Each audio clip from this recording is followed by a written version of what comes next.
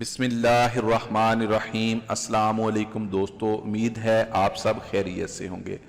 آج میں آپ کے لیے حضور صلی اللہ علیہ وآلہ وسلم کے فرامین میں سے کچھ فرامین لے کر آیا ہوں۔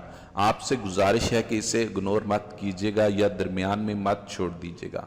مکمل سن کر لائک اور ثواب کی نیت سے صدقہ جاریہ کے لیے شیئر ضرور کر دیجیے گا۔ کیا پتہ قیامت کے دن کون سی نیکی کام آ جائے۔ اللہ آپ کو جزائے خیر عطا کرے، آمین۔ حضرت جابر رضی اللہ تعالیٰ عنہ فرماتے ہیں کہ میں نے رسول اللہ صلی اللہ علیہ وآلہ وسلم کو یہ فرماتے ہوئے سنا کہ میری امت میں ایک جماعت یوم قیامت تک سر بلندی کے ساتھ حق کے لیے برسرے پیکار رہے گی۔ اس سے معلوم ہوتا ہے کہ مومنین کی ایک ایسی جماعت یوم قیامت تک زندہ رہے گی۔ احادیث میں صراحت ہے کہ قیامت سے پہلے تمام مومنین کو موت آ جائے گی اور قیامت کے دن کوئی مومن زندہ نہ ہوگا۔ حضرت علی رضی اللہ تعالیٰ عنہ سے پوچھا گیا کہ وہ کون سا عمل ہے جس سے موت کے وقت ملک الموت انسان کی تعظیم کرتے ہیں اور اس کی روح سکون سے قبض کرتے ہیں۔ بس جیسے ہی یہ پوچھا گیا تو حضرت علی رضی اللہ تعالیٰ عنہ نے فرمایا، اے شخص، وہ 3 عمل ہیں۔ جو انسان یہ 3 کام کرتا ہے تو فرشتہ موت اس کی تعظیم کرتے ہیں۔ یہاں پہلا عمل کہ وہ انسان زندگی میں اپنے ماں باپ کی خدمت کرتا ہو، ان کا احترام کرتا ہو۔ دوسرا عمل کہ وہ انسان اپنی زندگی میں اللہ کی مخلوقات کو تکلیف نہ دیتا ہو، اپنی زبان اور ہاتھوں سے اللہ کی مخلوق کا خیال رکھتا ہو۔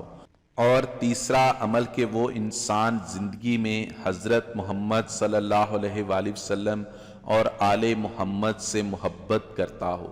یاد رکھنا، جو انسان زندگی میں یہ 3 کام کرتا ہے تو مرتے وقت اس کی موت آسان ہوتی ہے اور فرشتہ موت اس کی تعظیم کرنے لگتا ہے اور یوں وہ اپنے مالک حقیقی سے جا ملتا ہے۔ جب حضور صلی اللہ علیہ وآلہ وسلم کی وفات کا وقت قریب آیا تو آپ نے ملک الموت سے فرمایا، کیا میری امت کو موت کی تکلیف برداشت کرنی پڑے گی؟ تو فرشتے نے کہا، جی ہاں، کرنی پڑے گی۔ آپ صلی اللہ علیہ وآلہ وسلم کی آنکھ مبارک سے آنسو جاری ہو گئے تو اللہ تعالیٰ نے فرمایا، اے محمد صلی اللہ علیہ وآلہ وسلم، آپ کی امت اگر ہر نماز کے بعد آیت الکرسی پڑھے گی تو موت کے وقت اس کا ایک پاؤں دنیا میں ہوگا اور دوسرا جنت میں۔ سیدنا ابو امامہ رضی اللہ تعالیٰ عنہ روایت کرتے ہوئے فرماتے ہیں کہ رسول اللہ صلی اللہ علیہ وآلہ وسلم نے فرمایا، جو شخص ہر نماز کے بعد آیت الکرسی پڑھے تو اس کو جنت میں داخل ہونے سے موت کے سوا کوئی چیز نہیں روک سکتی۔ ام المومنین سیدہ عائشہ رضی اللہ تعالیٰ عنہا فرماتی ہیں کہ میں نے نبی کریم صلی اللہ علیہ وآلہ وسلم کو دیکھا کہ جب آپ صلی اللہ علیہ وآلہ وسلم مرض الموت میں مبتلا تھے، آپ کے پاس ایک پیالہ رکھا ہوا تھا جس میں پانی تھا۔ آپ پیالے میں اپنا ہاتھ ڈبوتے، پھر اپنے چہرہ مبارک پر پھیرتے اور یہ فرماتے تھے، اے اللہ، موت کی سختی دور کرنے کے ساتھ میری مدد فرما۔ اے اللہ، موت کی سختی دور کرنے کے ساتھ میری مدد فرما۔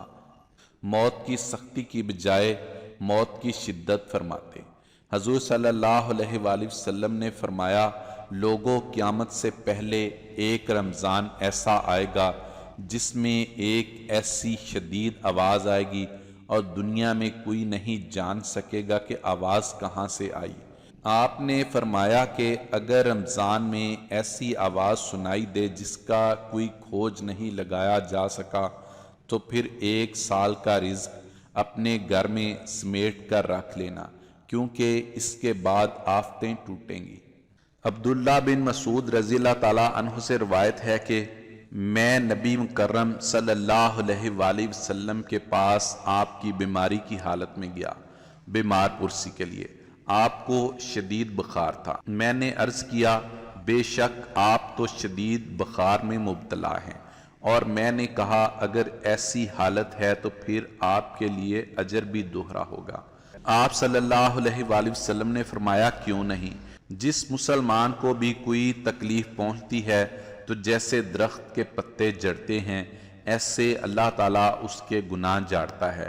اللہ پاک ہم سب پر اپنی رحمتیں نازل کرے، آمین۔ پسند آئے تو لائک اور شیئر ضرور کیجیے گا، دعا میں یاد رکھے گا۔ اللہ حافظ۔